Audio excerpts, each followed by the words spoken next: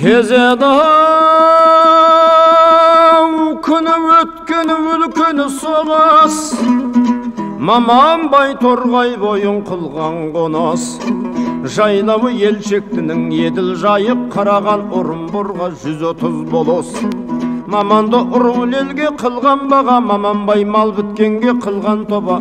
Байлығын Маманбайдың жаннан асқан, сұрасаң ата тегі түбі тама. Байлығын Маманбайдың айталмаған, сұқтанбай келген қонақ қайталмаған. Жылында боталапты 500 інген түйесін, ел көшкенде арталмаған. Маманды ұрыл елге баға қылған, Маманбай мал біткенге тоба қылған. Байлығын Маманбайдың жаннан асқан, терісін 5 айғырдың саба қылған. Болыпты ұлдан кемтар Маман бейбақ, ауылы малға топыр болған ойнап. Терісін 5 айғырдың саба қылып, сабасын атаныпты түйем ойнақ.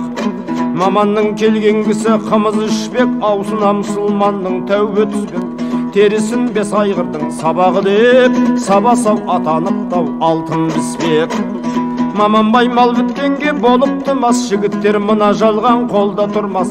Кіші жүз алшын жаппас шөмекейді, бір кісі өлген екен берептің асай.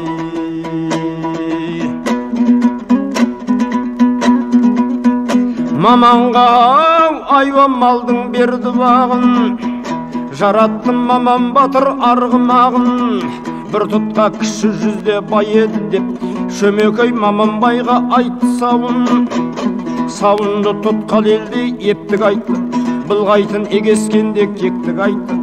Бір сүбе қара таудау ереді деп, көті бар өзі батыр шектік айтты. Тілеуді патша құдай береді деп, жиынын шақырғанда жұрт келеді деп.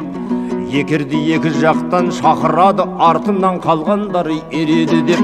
Маманды ұрыл елге қылған баға, Маманбай мал біткенге қылған тоба. Сәні мен бұл жиынға барамын деп, арттыр деп өңкей нарға 9 саба. Жалғанда Маманбайдан болған бар ма, жігіттер бұл жалғанда көңінің алма. Сәні мен бұл жиынға барамын деп, арттырды 9 нарға 9 саба. Сөйлейді Маман батыр абу-ғабу, байлатты 500 інген түйе сабы. Сабартып 9 нарға Маман келді, 16 масатыдан кілем жауып. Тілеуін Маманбайдың құдай берді, құрметтеп талай тама қасын ерді. Даңқымды шөмекейге білдірем деп, сабартып 9 нарға Маман келді. Жиылды Маманбайдың өңшөң бейі, Маманның айуан малдан біткен күйі. Ас берген алшын жаппас шөмекейдің, бар екен алтындаған жалғыз үй.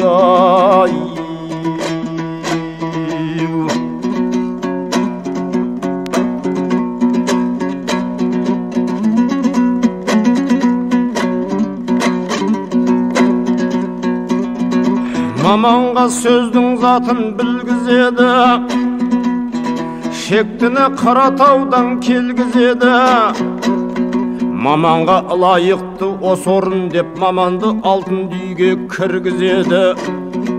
Мынауың Маманбайға епті келді-ау, былғайтын егескенде кекті келді. Шайғанытпен 9 нарға тоқа шартып, көті бар өзі батыр шекті келді. Жалғанда көті бардай болған бар ма, жігіттер бұл жалғанда көңдің алма. Саба жетер жер емес жері шалғай, шайартқан тоған ақтап 9 нарға. Қоймапты көті барға үйін сақтап, сұраптыр ер көті бар үйін жоқтап. Саба жетер жер емес жері шалғай, әкелді-ау қанытпен-ау шайын-ау тоған ақтап. Көті бар өзге жөнге көнбей отыр, сөзіне жұрттың айтқан ермей отыр. Маған берсең Маманның үйін бер деп, жадағай киіз үйге кірмей отыр. Маған берсең Маманның үйін бер деп, жадағай киіз үйге кірмей отыр.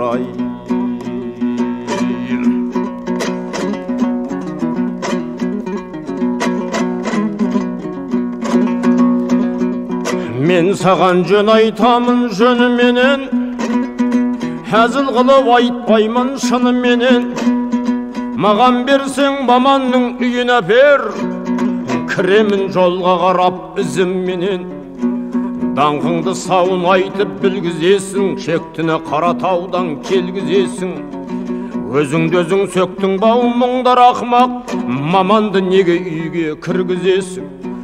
Бақ берген әрпендегі бір құдайма, бұл жиын бүйте берсе бұлғанбай ма?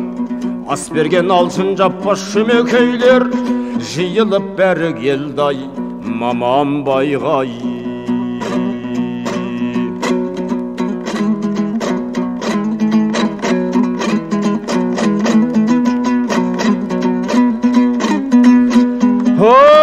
Бақ берген әрпендеге бір құдайым, біледі көті бардың бұрын жайын. Ас берген шөмекейлер сөз сөйледі, өзің бар көті барға маман байым. Мамекеу 300 кісі шекті келді, бұлғайтын егескенде кекті келді. Жадағай киіз үйге кірмей отыр, сіздің үй бұл мейманға епті келді. Мамекеу сөздің жайын білмейсің бе, өзгеге өзің барып кірмейсің бе? Баласы аса жұрттың мейман келді, Мамекеу кірген үйдің бермейсің бе? Аман айтта дәулеті бар немеді, жүреді осы шекті кезі келмей. Үй таңдап біздің елден не қылады ау? Суартқан Қаратаудан қума кедей. Еліңде мендей шонақ биі бар ма? Кедейдің айван малдан күйі бар ма? Аузына ақ тимеген қу кедейдің алтыннан бақтырулы үйі бар ма? Оу, қыстауым жаз жайлауым шабырады, сан жылқы шабыраға жайылады. Астында қамыс үйдің жатқан кедей, үй таңдап біздің елден не қылады? Жайлауы маман байдың шабырады, сан жылқы шабыраға жайылады. Суыртқан Қаратаудан ау деген сөз ау, батырдың құлағын ау, батырдың құлағын ай, оу шаден ады.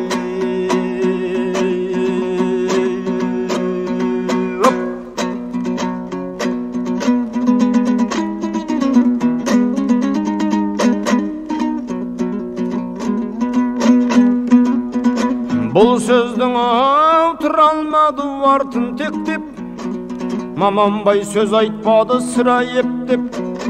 Кіші жүз кіргізуге қарамай-ақ, көті бар кіріп келді ау баса көктеп. Бұл жиын бүйте берсе келіспеді, батыр келді маманмен көріскеді. Есіктен ер көті бар кіріп келсе, батырға маман тұрып көріспеді. Ашуы көті бардың келеді тез, бұл топта екі нәнді келтірді кез. Тізесін ер көті бар баспай тұрып, баян қып маман байдан сұрады сөз.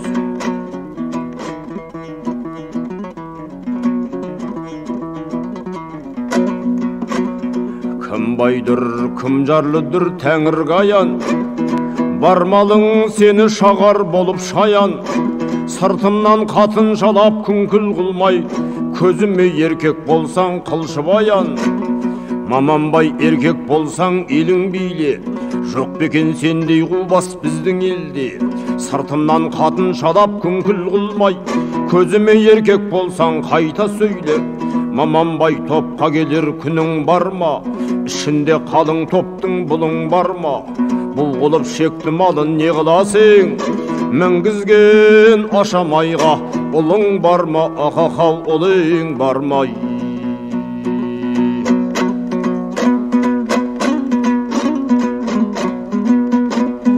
Ау сен кедей мені топта сынадың ба? Кедейге тәңір қылған ұнадың ба? Жарылға өзіңді өзің мұңдар кедей, сен кедей ұл бер деп ау сұрадың ба? Жүргенің кедей сенің күнде дүрсін, менің бай екенімді әркім білсін. Мендей боп малы басың бірдей өссе, ақтимей керек екен не қып жүрсің? Кедейді мен күтемін күнде бірер, суартқан Қаратаудан сенде бірер. Үйіңе жалғыз бие байланбаған, кедейдің көк торсығын керек еміл. Сен кедей мақтанатын мұнда не бар? Табылмас кіші жүзде маман қапар. Аузына ақтанбаған қу кедейдің адамын жиып әкеп, уақақау сабама сали.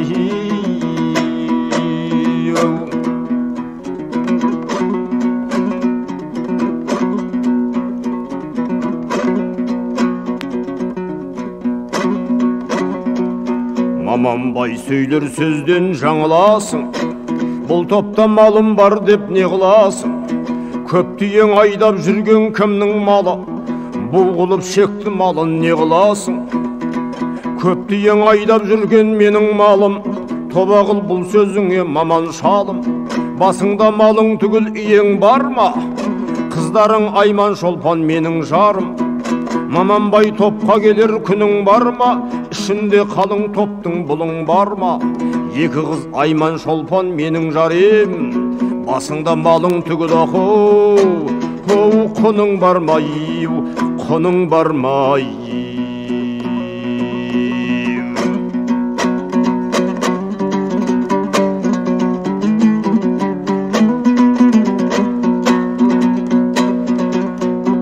Ау бір сойқан енді саған салайым ба? Аулыңды түн-түніммен шабайым ба? Сөйлейсің әлің білмей маман шалым, Айманды тоқалдыққа алайым ба? Кетеді маман енді баға бұлың, табылмас ашулансам сенің гүлің. Аулыңда Астархан айғау шабарма, Маманбай еркек болсаң әкел қолың. Дәулеті Маманбайдың пенде мол, бермеген Құдай аған бір перзент ұл. Қу кедей жаман қаттау шабарсың деп, Маманбай түрі келіп, алы есті қолдай.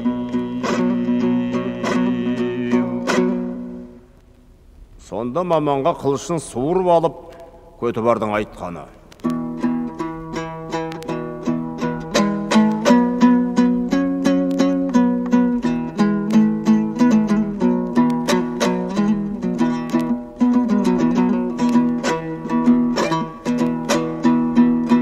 Маманбай мынау үсті көзің көрсін, тұра тұр мынау топта атым келсін. Алмасам тоқалдыққа Айманыңды, көті бар менің атым жерге кірсін. Аулыңа 700 қол жүргізбесем, шектіні таң сәріден тигізбесем. Көті бар менің атым жерге кірсін, Айманды жайдақ нарға мінгізбесем. Саған мен ерлігімді білгізбесем, сені мен бір жылатып күлгізбесем. Мақтанышың сабаңның мойны болса, төрттіліп керегеге ілгізбесем. Маманбай тарқатармын арманыңды, бір бүлік көрмеймісің салғаныңда. Көті бар менің атым жерге кірсін, салмасам жайдақ нарға Айманыңды. Маманбай мұнан басқа сөзің бар ма? Сөйлейсің әлің білмей Көтібарға. Көті бар менің атым жерге кірсін, салмасам Айманыңды жайдақ нарға.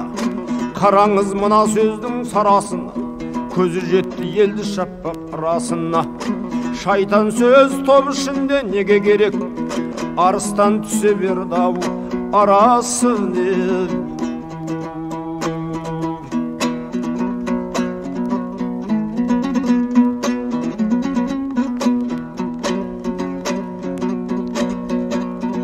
Дәулеті әрпенденің бөлек-бөлек, көтегі ашуды ғой ақыл керек.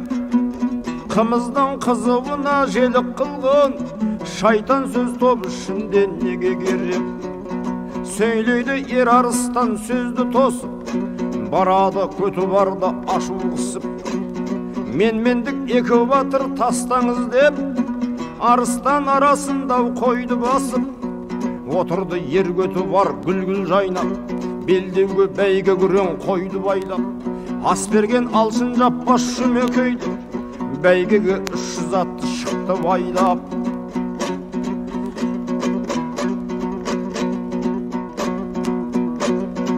Сонда Көтібардың маманға айтқаны: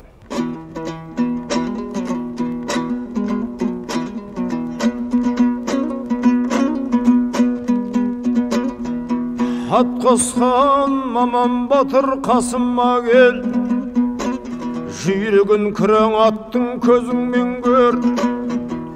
Терлетіп күрең аттың не қыласың, бәйгемді кесірі жоқ шаптырмай бер.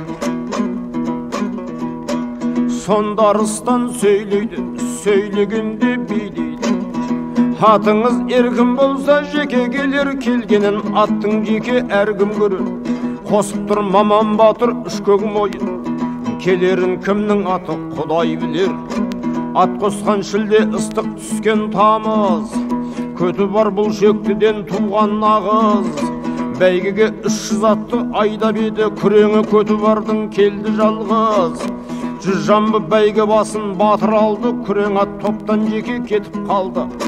Бұл бағау құл кедейдің астыма деп, ішінен маман батыр қайғыландың. Бәйге алып ер көті бар елге қайтты, ішінен маман батыр қайғы тартты. Шабамын маман байды жиылсын деп, еліне барсын мен сауын айтты. Шабатын маман байды көзі барды, ант ішкен топ үшінде сөзі барды. Бас болып мына қалғау аттансын деп, көті бар арыстанға хабар салдың. Дәулеті әрпенденің бөлек-бөлек, тамадан шошынбайды бұған жүрек. Қымыздың қызуына желік қылған, кек қылып шайтан сөзді неге керек? Ойымнан құсым шыға қалсын деймін, аттанып мына қолмен барсын деймін. Маманды Құдай айдап шауып келсе, айман деу тоқалдыққа алсын деймін. Шабуға маман байды бармаймын дер, ғарыптың обалына қалмаймын дер. Аттанып шыдамаса өзі барсын, маманның қызы құрсын алмаймын дер. Шабатын маман байды кезі барды, ант еткен той ішінде сөзі барды. Жүріңдер маман байды шабамын деп, арыстан жүрмеген соң өзі барды. Мінген-ау арыстанның қара керді, мына ауыз көті бардың көңілін бөлді. Лебізін ағасының қайыр алмай, арыстан амалсыздан ода жүрді. Маманды шапса кетер шекті жанштап, келеді тамам шекті сөзін қостап. Маманнан көрген жерден адассын ба, маманға алып келді тұра бастабай. Маманды көрген жерден тауып алды, қасында ауылының тауы барды. Тау түбіне тіктіріп алтын туды, маманды үрпек бастан шауып алды. Жігіттер білесің бе сөз жүйесін, табыңдар мына малдың енді есін. Маманды үрпек бастан ау шауып алып, қорадан шықты байдап, мұғақау мың түйесін, ой мың түйесін ай.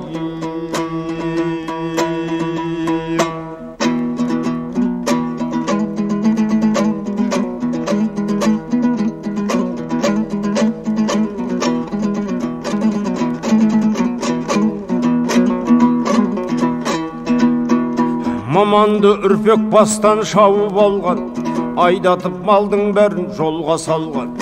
Малды айдатып жіберіп жігіттерге, қорада алтын тумен тұрып қалған. Қорада алтын тумен тұрып қалды, бір сұмдық айман қызға болып қалды. Тез тұрып айман шолпан киінсін деп, қорада ер көті бар айқай сал. Кигені айман қыздың көкші кеміз, маманға айван малды берген тегіз. Ақ мамық алтын тақта жатқан қызға, келеді оу жаудың дауысау еміс-еміс. Ағайман бұл дауысты қоша алмайды, ұйқысын шыт мамықтан аша алмайды. Ақ мамық алтын тақта жатқан сор, аяғын қорқанынан баса алмайды. Ақ мамық алтын тақтан жатқан сорлау, аяғын қорқанынан баса алмайдың ай.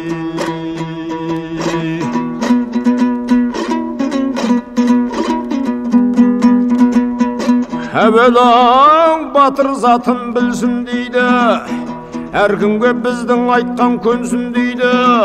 Төсекті айман шолпан не қып жатыр, тез келіп мынау нарға мінсін дейді. Ағайман бұл қорлыққа шыдайден, қасында сұлу шолпан сұрайден.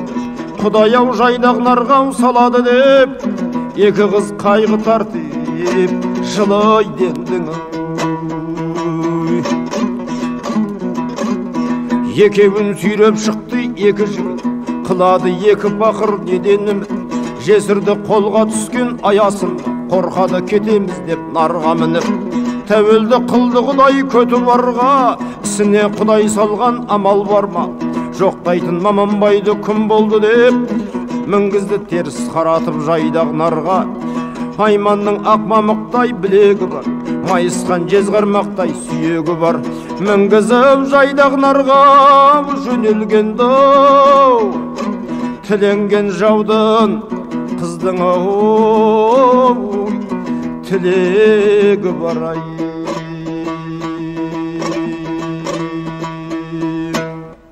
Сонда Айман айтты: шырағым, екеуміз қосылып өлең айтайық. Мұна дұшпандардың білгені батырларға арыз айтып келеді, білмегені неге мәз болып келеттер. Не де болса дұшпанға бекер пенде болғанымызды мойынға алғанымыз жарамас деп Айман мен Шолпанның айтқан өлеңдері.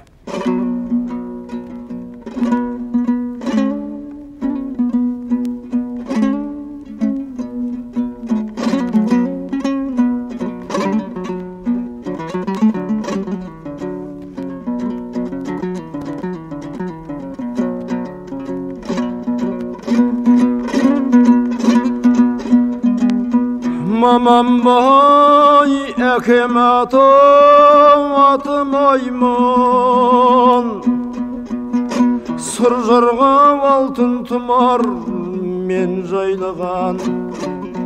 Тарта тұр атың басын ер көтекеп, шығадау әкем даусы Аймандағы. Маманбай әкем атым Айман, сұр жырғат мерверт жалдау мен жайлаған. Тарта тұр атың басынау ер көтеке, шығадау әкем даусау ойбайлаған. Маманбай әкем атым Айман, сұр жырғат алтын тағау мен жайлаған. Әкем мен жиын топтау ерегісіп, көтекем алайын деп ойлаған. Маманбай әкем атым Айман, сұр жырғат мерверт жалдау мен жайлаған.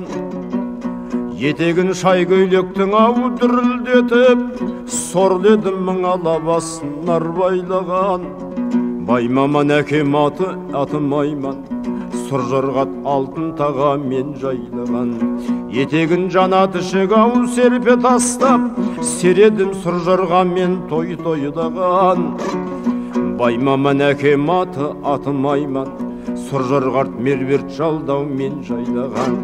Басынан өтер дәурен өткенен соң, жылайдау әкем неге сорға айнаған.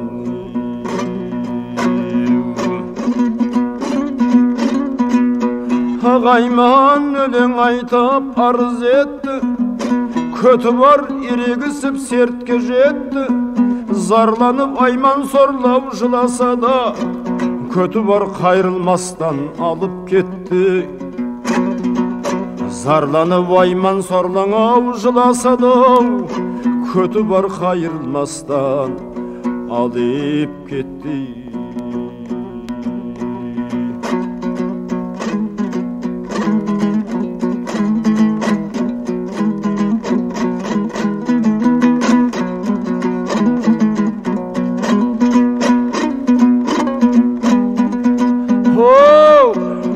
Жау тұрмас әділ патша қамалында, күші бар жүйрік аттың табанында.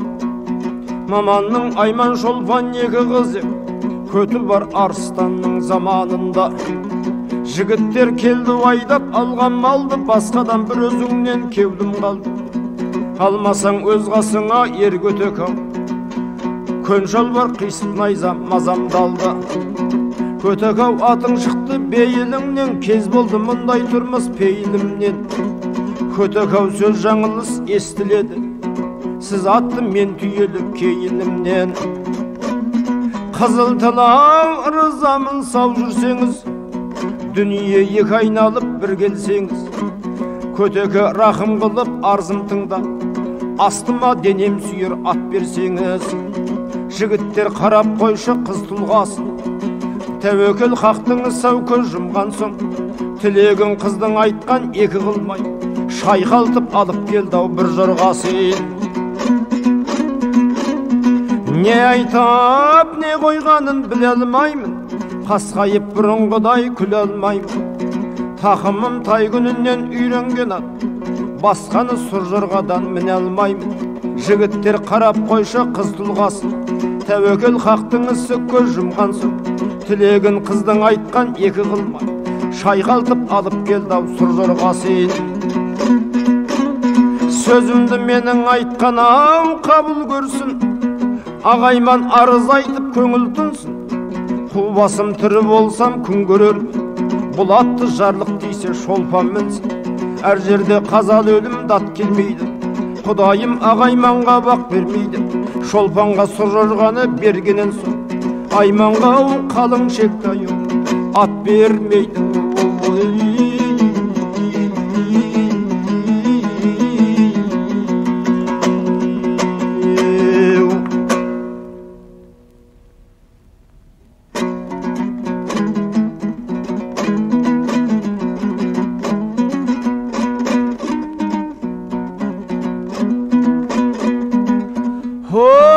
Сыйынар мұңды пенде иесіне, сөйлесе сөз түседі ау жүйесіне.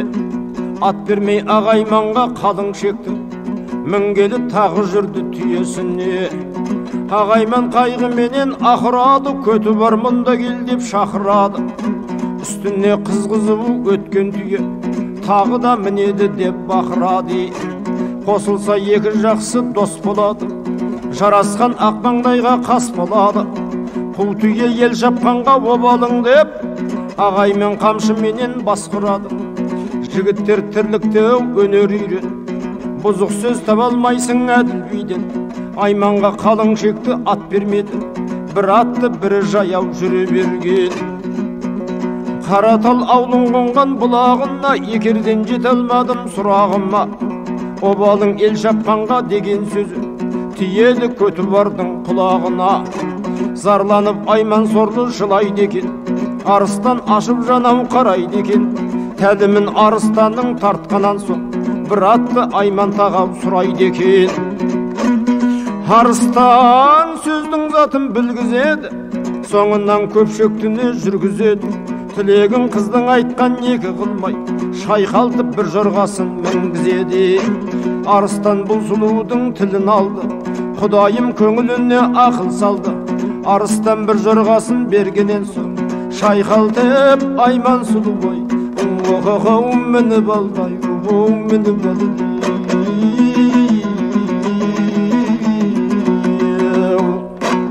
Сонда екеуді атқа мінген соң, айманның батырларға айтқаны: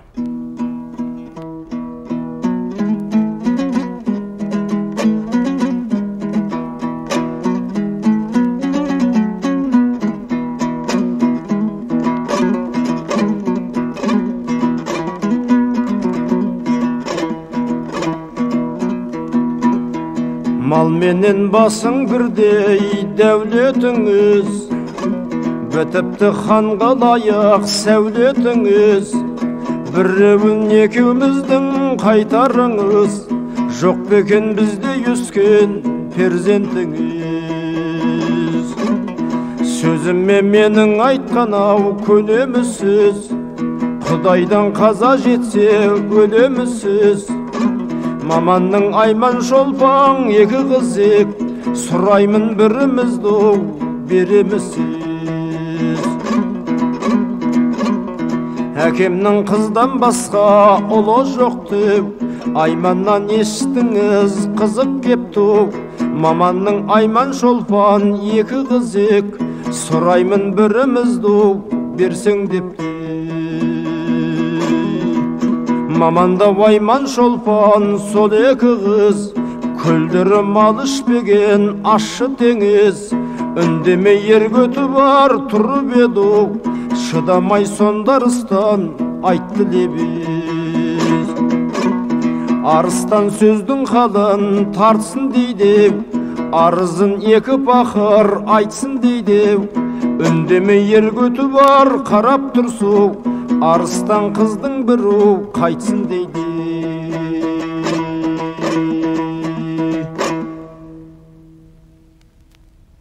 Сонда Айман айтты: шырағым Шолпан, арыстан қайтсын деді ғой, елге қайт деді. Сонда Шолпан тұрып: апеке, сіз қайтыңыз, сізден менің жаным артық па деді. Сонда Айман тұрып: сенің қайтқаның артық болар.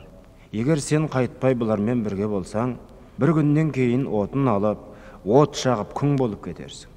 Мен ажалым жетпей өлмеспін, ешкімнің қорлығына көнбеспін деді. Шолпанды оңаша алып шығып, еліне айтқан сәлемі: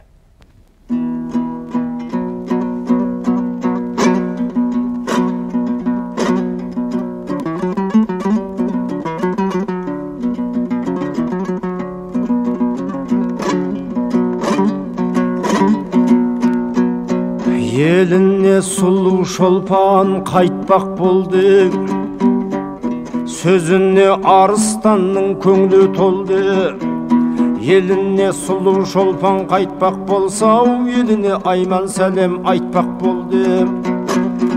Қызылғым есік алды, биік барды, Құдайым көңіліме ақыл салды. Ақсандық қызылғымның күн бетінде, ішінде осы малдай үш мал барды. Қызылғым есік алды, қабақ барды, ішінде әпейтектің сабақ барды. Ақсандықтың қасында ақ қобдида 15 алтын 40 күміс табақ барды. Қызылғым есік алды, дөңес барды, ойлапты менен өзге кім шабарды. Ақсандықтың қасында 4 жағланда 500 санап салып ем өң шапанды. Қызылғым есік алды, беткей барды, Құдайым салды басқа қайғызар. Ішінде 300 үшік санап салған, жалғыз шыбық түбінде 4 тең барды.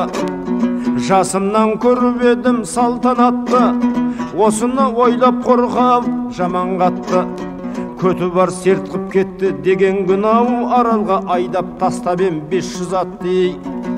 Сөзіме ел жұртымау қайран қалсын, тентекті Құдай айдап жолға салсын. Ар жаққа 80-нен қойып едім, бәрінде сен барған соң айдап алсын. Ақылын Ағайманның адам білмес, ешкіммен ақылы көп ойнап білмес. Осы малды түгелдеп алсаң жиып, ебін тауып жұмсаса аштық көрмес.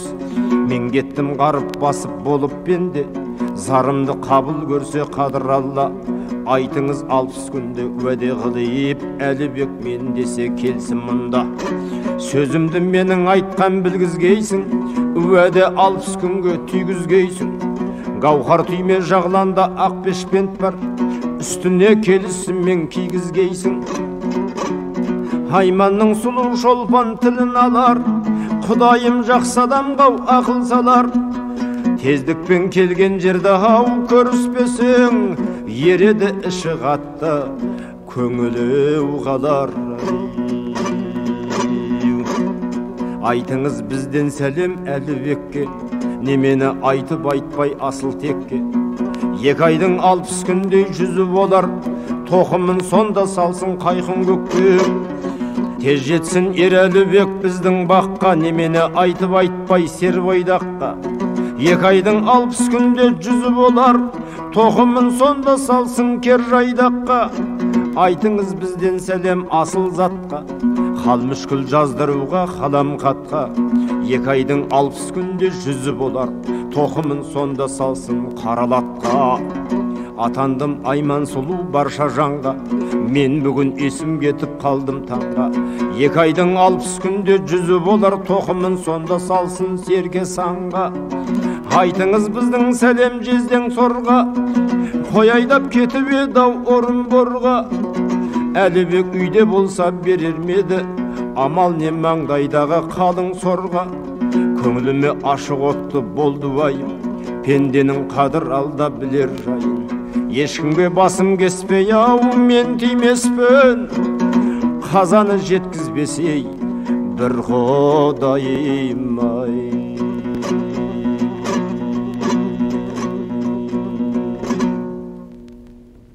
Сонда қайтып келіп, Айманның батырларға тағы да айтқаны: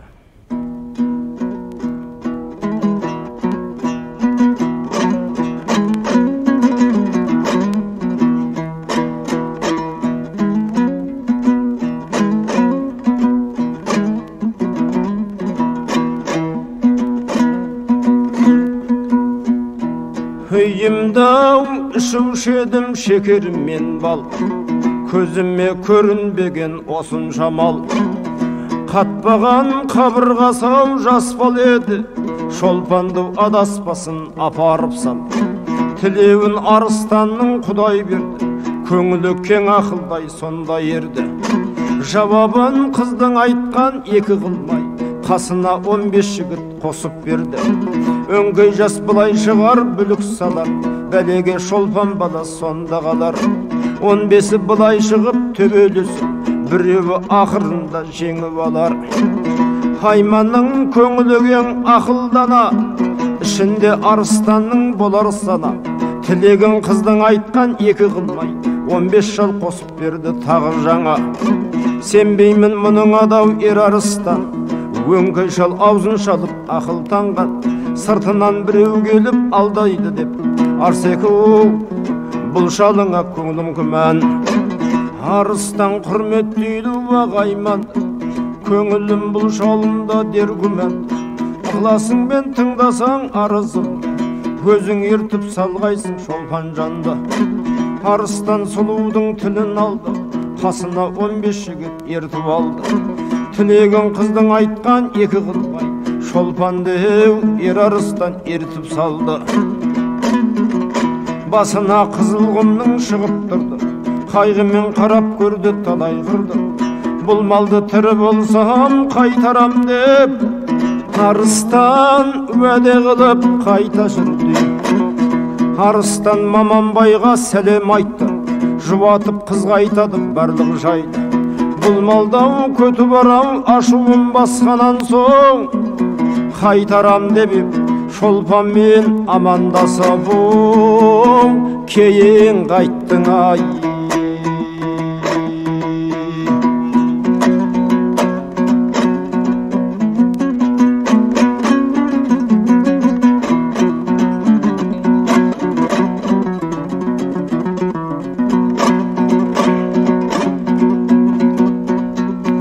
Шолпан қыз Қызылқұмнан құлай жүрді, заман көздің жасыны бұлай жүрді. Дұшпаннан кек алатын күн болса деп, Тәңірден істің артын сұрай жүрді. Шолпан қыз жылап көзді ісіреді, Сұржорғат жерді танып кісінеді. Даусымен Сұржорғаттың үйден шығып, Шолпанды Маманбай құс түсіреді. Шолпан мен Маманбай құс көріседі, сұрасып барлық жайын біліседі. Еліне сұлу Шолпан келгенен соң, жиылып ағайындар келіседі. Сонымен Шолпан келді ау, елдерін ау, жасынан туып өскен жерлеріне. Әлібек мұны естіп аттанып тау, жан салып қатар өскен ерлеріне. Әлібек аттаныпты 700-бен, әрісті көрер пенде 2 көзбен. Әпекем сәлем айтты ау жездеке деп, тоқтаттау Әлібекті ау Шолпан сөзбен ай.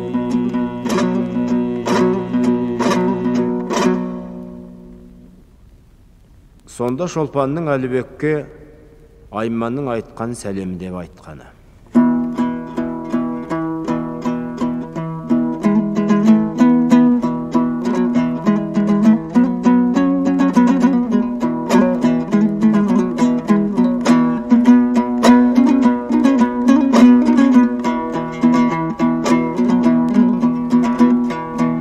Әлібекке сәлемді ауаты болса байласын, азаматын сайласын, өткір алмас қаруын, өткір құлып қайрасын. 60 күн тамам біткенше тауыспасын айласын. 60 күн тамам біткен соң кешігіп тағы қалмасын. Шектіні келіп ойран қып айырып алсын Әлібек, біздей пақыр пендесен. Әлібек мына сөзді құп біледі, Айманның бұл ақылын еп көреді. Айласыз бір іс болмас деген сөз бар. Әлібек 700 қол уақақау тоқталады ей.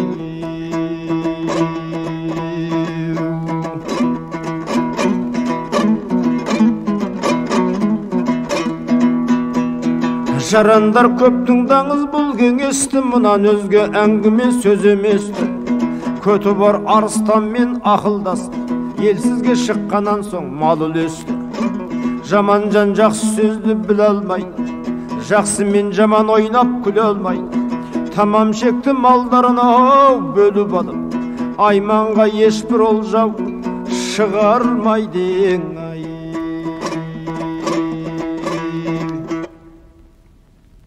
Сонда Айман ойлайды, маған бұлар сауға деп еш нәрсе шығарған жоқ.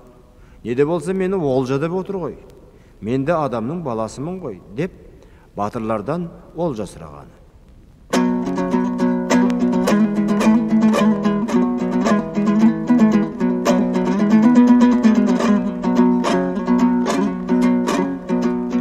Сонда Айман сөйлейді, сөйлегенде бейдейді. Екі батыр мал бөлдің, маған да олжа бер дейді. Қыз атаға жау деген, бірігіп шаптың маманды, сіздермен бірге мен дейді. Сонда арыстан сөйлейді, сөйлегенде бейдейді. Мақұл екен мұнысы, бұған да олжа бер дейді.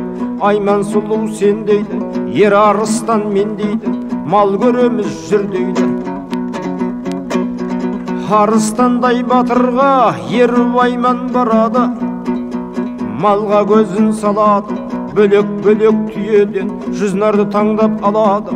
Сауға тиіп сұлудың көңілі өтіп қалады. Ал енді күн батқанда, әскер қонып жатқанда, ер көті бар батырдың Айманға кісі салады.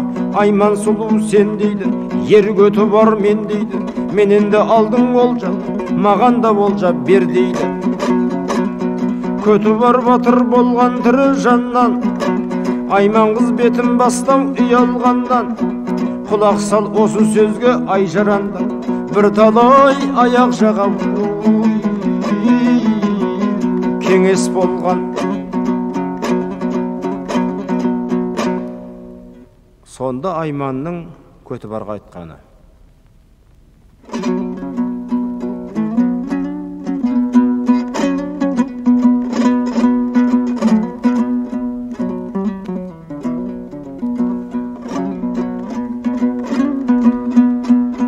болады-ау неке оқып қиылғанда, ел жұртың тамам тегіс жиылғанда. Мен сізден қашамын ба бөтен жаққа, құданың асығыс жоқ бұйырғанға. Көті бар мына сөзді қып көреді, Айманның мұндай сөзін еп көреді. Той қылып неке қиып аламын деп көті бар жеңілген соң тоқталады. Көті бар енделіне озбақ болды, сөзіне Айман қыздың көңілі толды. Мен барып үйдің үшін қуантам деп, мал менен тастап кетті-ау қалың қолдай.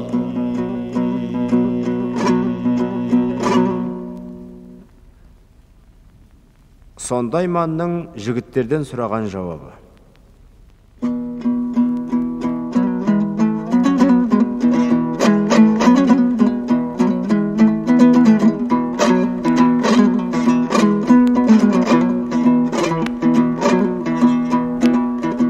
әуеден қыс болғанда жауады қар, сараң жандым бермейді ау пейілі тар.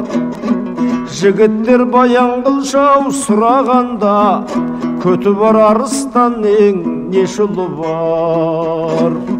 Жігіттер сөз сөйледі Айман жасқа, қиылған қадамдайын қара қасқа. Бір ұлы бар көті бардың 7 жасар, бала жоқ екеуінде онан басқа. Алладан ажал келсе яу есті алады, біреуді ерте алып біреуді кешке алады. Баланың жасын бұрын сұрап алып, бір жарғақ бір шалбарды кестеледі. Көті бар енделіне келді дейді, күрең ат жекей басын желді дейді. Келеді Айман сұлу сүйіншіге, береміз теңге тоқал сені дейді. Жігіттер осылай деп ойнап келді, Айманды не десек те болар деді. Жесірін жұрт мақтаған көрейін деп, күреңмен теңге тоқал жөнелденді-ау. Қол түстенді бір тақау жерге келіп, жігіттер әзілдесіп ойнап күліп, ел жақтан келе жатыр-ау жалғыз қара, келеді күрең атпен теңге желіп. Шығады әр түрленер айман жастан, тіріде түзелмейді-ау жол адасқан. Мен теңгеге бір қызық қылайын деп, бір шапанды бір күні болып амандасқан.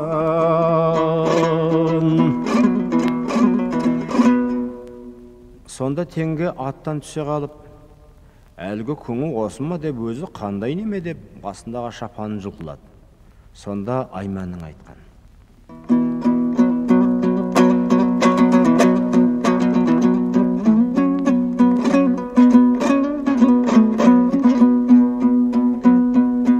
айтамын әуел бастан бір құдайды, кешірген фазылы мен көп күнайды. Келе салау шапандау шұлқып жүрген, мұның кем ағайман-ау сөз сұрайды. Жігіттер сонда сөйлейді, сөйлегенде бидейді. Қай дөңге, мына дөңге, дөңге, дөңге, көңілден көзден кетсе болады өзге. Бар еді көтекемнің үш қатыны, сұрасаң мұның аты сұлу теңге. Тағы да өңге дөңге, өңге дөңге, көңілден көзден кетсе болады өзге. Бар еді көтекемнің үш қатыны-ау, нақсүйер енгішсі-ау, сұлу теңге. Сонда Айман сөйлейді, сөйлегенде бидейді. Базардан теңге болсаң пұл боларсың, қолыңа құрық алсаң құл боларсың. Батырдың айтқан сөз-ау рас болса, қолыма су құятын күң боларсың. Дүниенің көзіңді сал жалғанына, Алланың кім көнбейді-ау салғанына. Сөзіне Ағайманның ау шыдай алмай, жіберді теңге сорлаудан балына. Омбының хат жазайын орысына, Батырдың келдік жаңа қонысына. Ыстанын теңге тоқал шірітеді-ау, қараңдар теңге тоқал долысына. Бар Құдай жәрдем берген тіл жағыма, Құдай берсе таласар кім бағыма. Мақтаған ат көтігің осы ма деп, жөнелді теңге қайтып ел жағына. Теңге қайтты еліне бетін түзеп, Айман қыз сөз сөйледі-ау тілін безеп. Долы қатын тұратыр асықпаңыз, көтекем бірге келдеген-ау сәнің түзеп. Теңге тоқал атының басын тартты, жанына Айман қыздың сөзі батты. Аймандалса тұрмаймын-ау кетемін деп, қамшыны күрең атқа бастық атты. Жаман жан жақсы сөзді біле алмайды, жақсы мен жаман ойнап күле алмайды. Теңге тоқал үйіне кіріп кетті, Айманға ешбір адам шығармайдың-ай. Сонда алдынан ешбір адам шықпаған соң, Айманның Көтібарға айтқаны: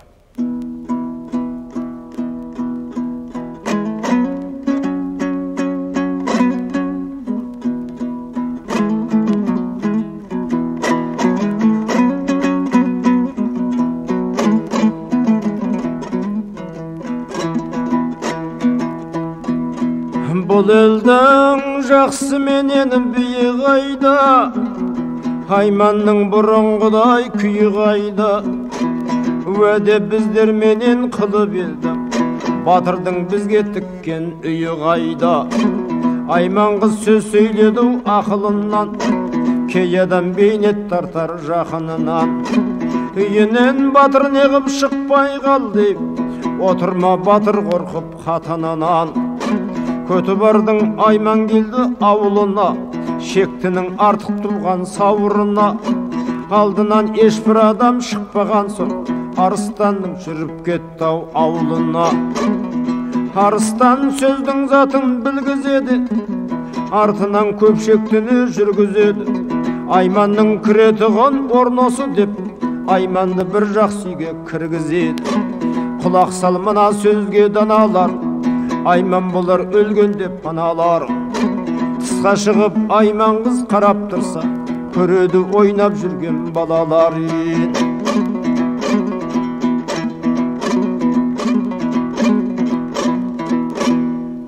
Сонда Айман қыз Көтібардың ұлы Есетке келіп айтқаны: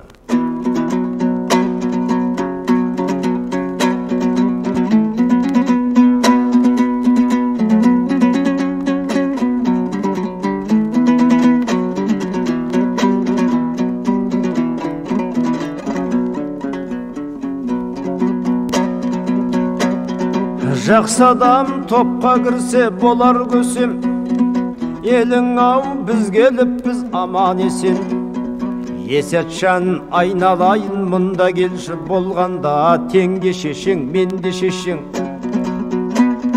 Көтібар той қылады жұртты жинап, әр түлектен әкеліп малды сойып. Жалығатын әңгіме бұл еместі, жаманға тыңдап отыр құлақ сал. Көтібар тойын қылып малды сойды, ісіне қылып келген көңілі тойды. Көтібар тойға таман бара жатса, Айман қыз мені тастап барма дейді. Көтібар бара жатыр өз тойына, Айман арам алмайды-ау еш ойына. Жүре бер тойыңызға ер Көтібар, баланы беріп кет, ап жатайын қойыныма.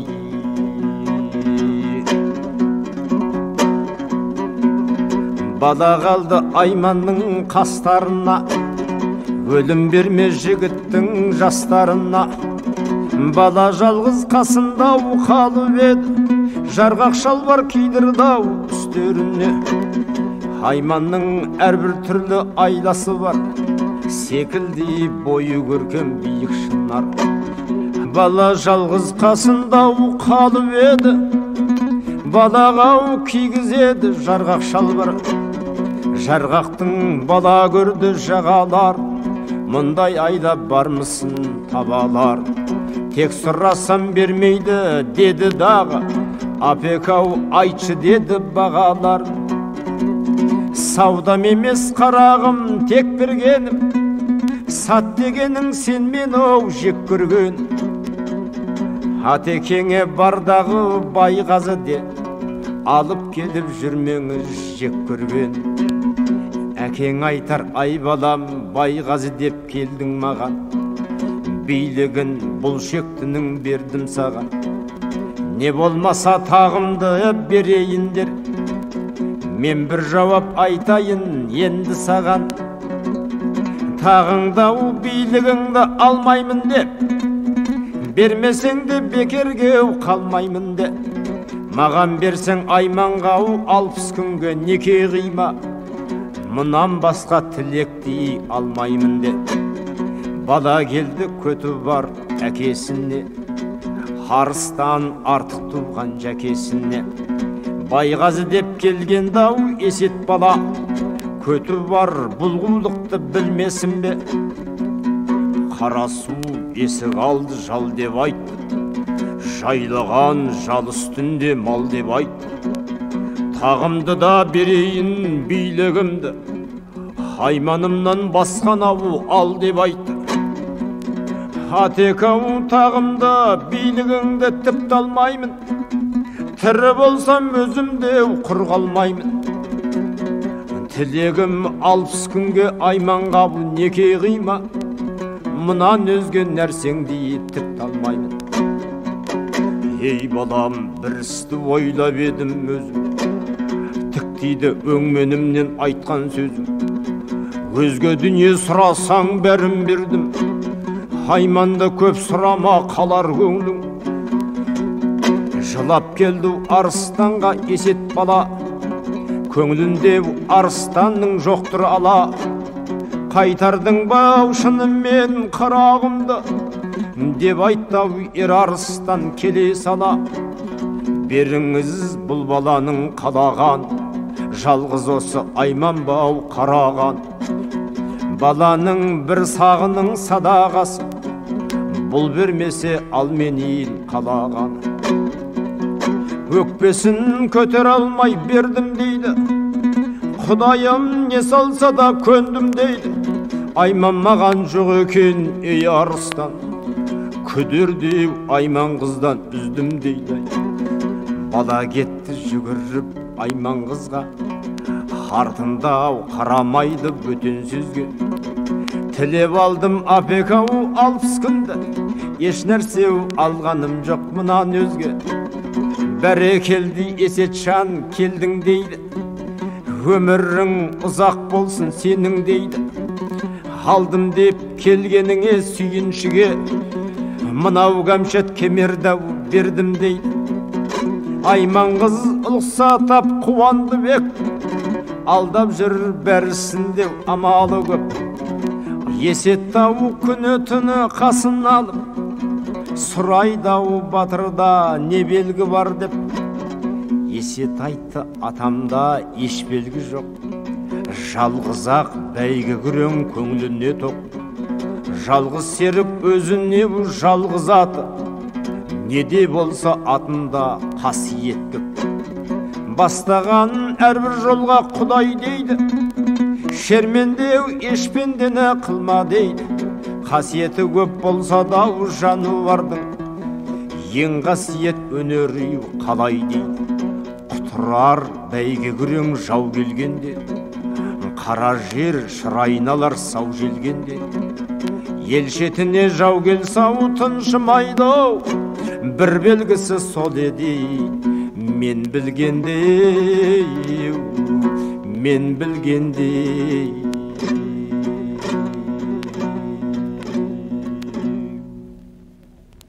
Сонда Айман ойлайды, енді мен батырдың атын қолыма түсіріп алайын деп.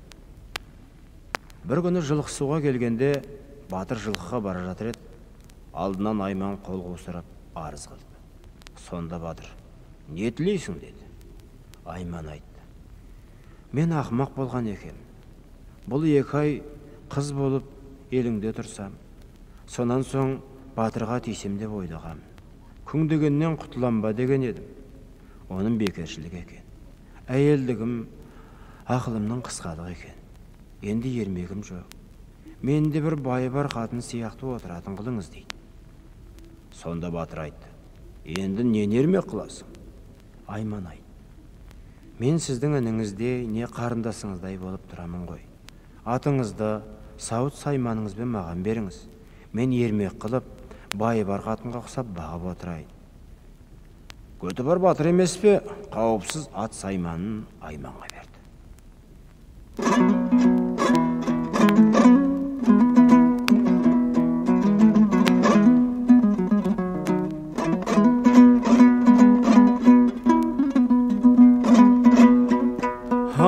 Сайманын аты менен ау жиып алды, көңіліне бала сөзін түйіп алды. Бір күн түнде 60 күн болған шақта, кермеде бәйгі күрең дүбір салды. Қыз Айман тысқа шықтау мұны біліп, қолына қылыш алып белін буып. Жаусарына келеді құлағына, үстіне бәйгі күреңнің алды мініп. Айман қыз күрең атқа яу алды мініп, алтын балдақ қылышын қарын іліп. Я батыр атың тұрмай барады деп, дауыстап сөз сөйледі жетіп келіп. Сонда батыр төсектен тұрды қарқын, жауды бұсын күрең ат алды ғой деп. Жауды мен болжайын деп жүре берді, оған дейін көті бар сабыр қыл деп ай.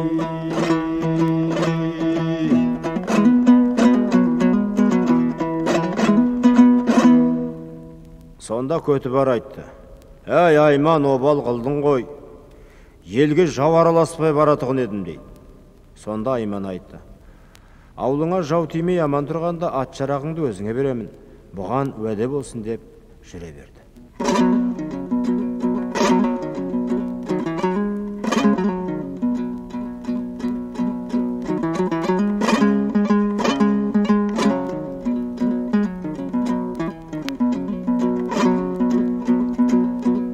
Айман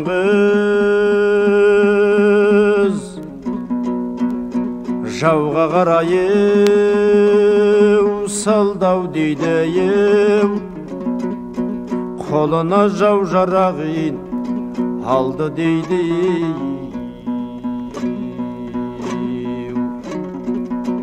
әлібек келе жатар өлең айтап дауыс ау құлағына бардау дейді ой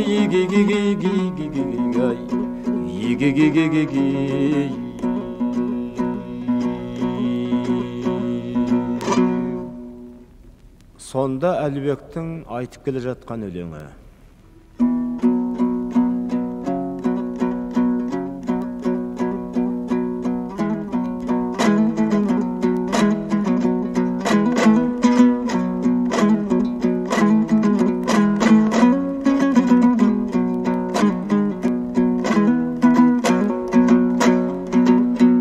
Қалады қар кеткен жер батпақ болып, көңіліме қайғы түсіп қатқақ болып, алдырған томағасын ақ сұңқардай, айман қыз отыр мекен аппақ болып.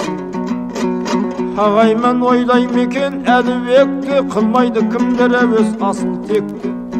Айманға патша құдай жолықтырса, шалар ем құдайы қып қойған көкте.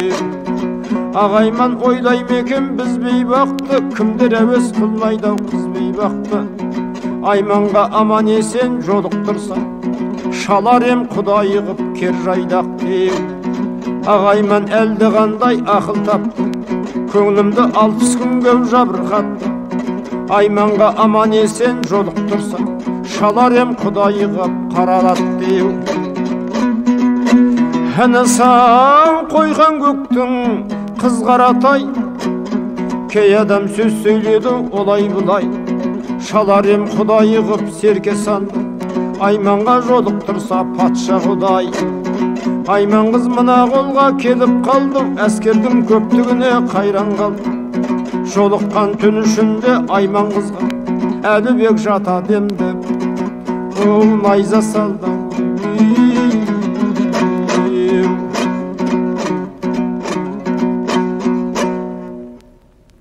Сонда Әлібек Айманды атының сауырына салып тұрып, кімсің, жөніңді айт деді. Сонда Айманның берген жауабы: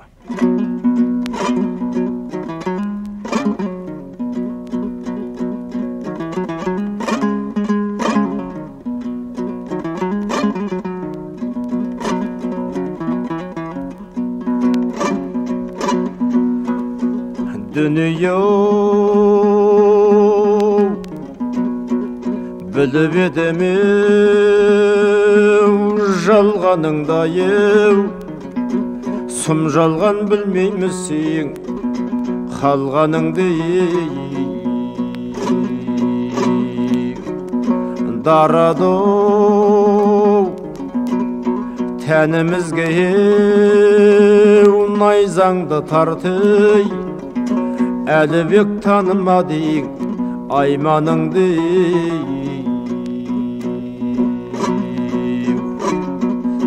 Әлібек танымадың Айманыңда еу, жаман жақсы қосылмас еу ынтымағы. Ой ағайман әуірмен ұят керек, табылса әрбір жерден сөздің ағай.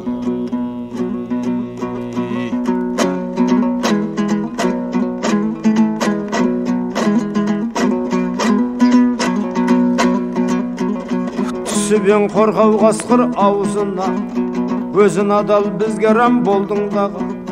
Жанаспас қия біткен асуыма, талқан қып қара жолда салды дағы. Сонда Айман сөйледі, сөйлегенде биледі, ақылы жақсы адамның дариядан мол. Мен іздеп ертіп кепсіз 700 ғыл, құдай бір құраншын деп илансаңыз, баяғы өзің көрген жіңішке жол. 60 күн бір амалдау таба алмасам, басымды кесіп тастау уәде сол.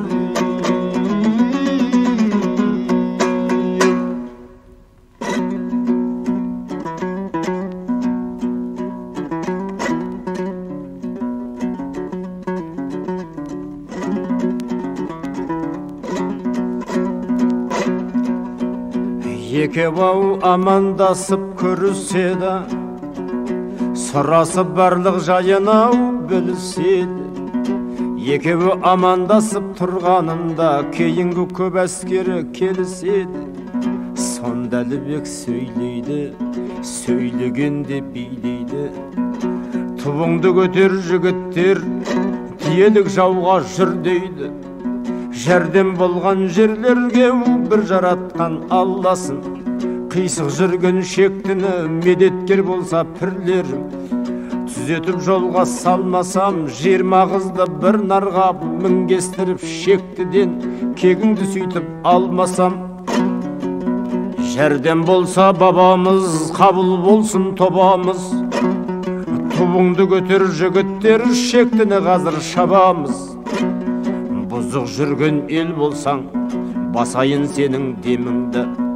Ауру болған ел болсаң, табайын сенің еміңді. 20 қызды бір нарға мінгестіріп шектіден алайын сөйтіп кегімді.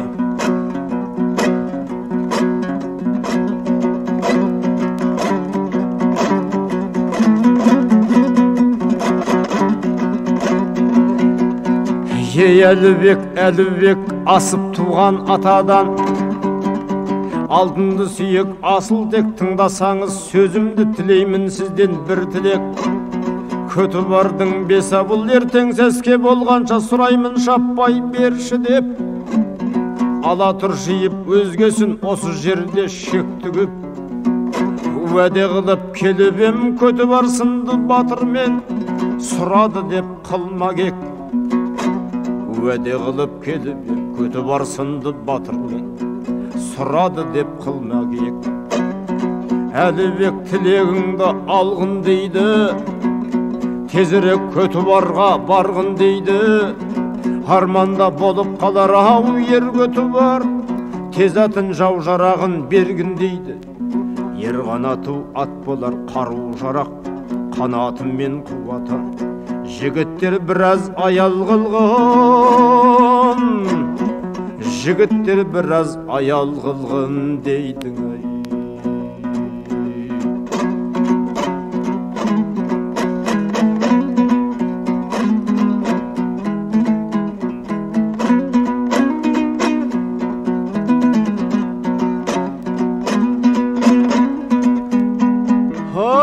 Мінгенім көш алдына берден шұбар. Ер жігіт жақсы болса таба дөнді, көті бар батыр болса келсін жылдам. Бердағы жау жарағын мұнда жібер. Айман қыз көті барға келді дейді, қаруын жау жарағын берді дейді. 1400 қол мамам мен ер Әлібек, сізді іздеп ер көті бар келді дейді. Құлақ сал Айман қыздың ойынына, көтерген тамамдаудан мойынына. Атыссаң жау табыссаң өзің білден, баланың жатып қалдау қойынына. Айман қыз ау төсек салып жатып қалды, ақылмен мұнша байла тауып алды. 5 нарға 20 қызды мінгестір, шектіні ер Әлібек шауып алды. Шектіні ер Әлібек шауып алды, таманың сол шектіден кегін алды. Малды айдатып жіберіп әскерінде, қорада оңғысымен тұрып қалды. Шектіні ер Әлібек шауып алды, Айманның көті бардан кегін алды. Айман қайда алдым ау тез шықшы деп, қорада ер Әлібек айғай салды. Қыз Айман тысқа шықты мұны біліп, екердің мүлікіне ие болды. Алыстың да жығыстың екі батыр, сіздерді бітірейін түрі беріп. Екеуі не қылса да бітпек болды, ойлады бітісуге жақсы жолды. Екі жақтан малдайман қайтар қызым, маманға арыстанды күйеу қылды. Айман қыз елден сөйтіп алды бата, ісіне болмаған соң зәрре қата, өзіне Әлібекті күйеу қылып. қылады Көтібардың өкіл ата. Көтібар Айманды ұзатты Әлібекке, атақты өзі батыр асыл текке. Жүзден кілем тонмен ішік қылып, арттырды елунарды әділетке. Шолпанды берді маман Арыстанға, әр жерде әлсіздерге болысқанға. Айман қыз ақылменен тату қылды, бүйтіп ел болмас еді ұрысқанда. Малын түгіл Маманбай жиып алды, қалың мал Арыстанның тағы далды. Сіздерде келген жандар құрғайтпа деп, алдын ат артына шапан салды. Көтібар сонша жанға киіт берді, жарандар көрдіңдер ме мұнда ерді. Мен сізден өнерімді асырам деп, мың кісімен Көтібарды ертіп жүрді. Көтібар киіт қылдау 700-ге, әскері Маманбайдың мұнан өзге. Маманбай Арыстанмен ие болса да, біз мына батырларды салдық сөзге. Көтібар мың кісімен еріп барды, жаудырып Қарашада ақ шығарды. Қайсы бірін айтамыз өзгесінің, ербасы алып қайтты бір-бір нарды. Сыйлары өзге қылған толып жатыр, береді Көтібарға алтын шатыр.